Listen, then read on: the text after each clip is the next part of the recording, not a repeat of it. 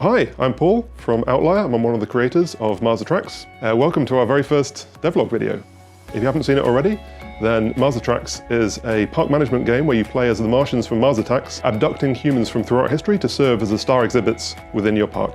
In this series, we're going to be showing you what it's like behind the scenes of a professional-ish game dev studio. You'll get to see at the very first prototype of the build, all the way through to the version that we'll be sharing at Gamescom, or how the trailer came into fruition and the special effects and audio that go alongside that. The intention is to give you a warts and all look at a small studio building a game out of passion. The feedback that we get from players, both in terms of the videos that you'd like to see and also the content of the game itself, is really, really valuable. So we're looking for suggestions, ideas that we can claim as our own as we develop the game and make the best possible experience for fans of the strategy genre. So hit the subscribe button to join us on this adventure, and don't forget to give the game a wishlist on Steam. All the links are in the doobly-doo. Mars Attacks is a theme park building game where you play as the Martians from Mars Attacks. It's really built for fans of the strategy management genre with a depth of systems that allow you to manage every individual element of your park. So the idea was really to bring the best of the management and simulation genre together with the darkness and humor that's really built into this iconic IP that we're all huge fans of. And that really made us reminisce about games that we used to play as kids, so like Team Hospital, Dungeon Keeper, Evil Genius, and bring that tone back to the simulation genre.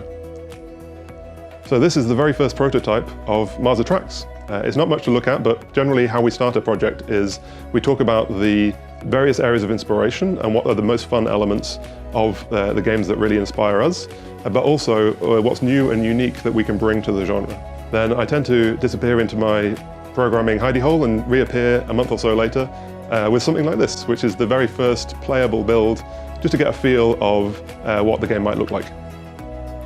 With the very first prototype, I'm really just trying to build the foundations of the content within the game. So that might be the construction mechanics, so players can build structures or drag walls or paths, or the AI for the characters, so they will navigate the park and visit stalls, whether that might be the wagons which are stand-in for drinks or food stalls at the moment, or view a human within an enclosure. I've also got some basic camera controls in here, although they're very janky to start with on the prototype. But this is actually a really important element to get the feel of the game. The camera perspective dictates how the player views the world, and also at later stages will influence how we design art assets. Even at this very early stage, the characters within the park have a AI system made up of all of their needs and wants, so that could be hunger or rest or comfort, and those are displayed to the player within the menu as well. That's such a critical part of the strategy and simulation genre, the depth of systems, that we really wanted to get that sense in at the earliest possible stage. The UI that we have at this stage is very basic, and you can see there's lots of missing sprites or stand-in elements, but it allows me as a developer to experience the game as a player. And really that sense of how you will interact with the game influences the design decisions that come down the road. And the UI went through multiple iterations from this very basic starting point to the final version that we've got in game today. You can see here that there are floating pop-up panels that appear as players click on the different menus, and that's actually something that we revisited later on and switched to a single point of focus. That has a number of advantages. Firstly, it avoids any potential kind of overlapping or conflicting user interface, but also, for example, for console, the flow of a menu when controlling with a gamepad is completely different to mouse and keyboard. We're now looking at a more advanced prototype where we've built out a few more of the systems. The characters in the park now have a slightly more advanced version of the AI, and they will go to stalls, amenities, and benches and so on to satisfy their various needs.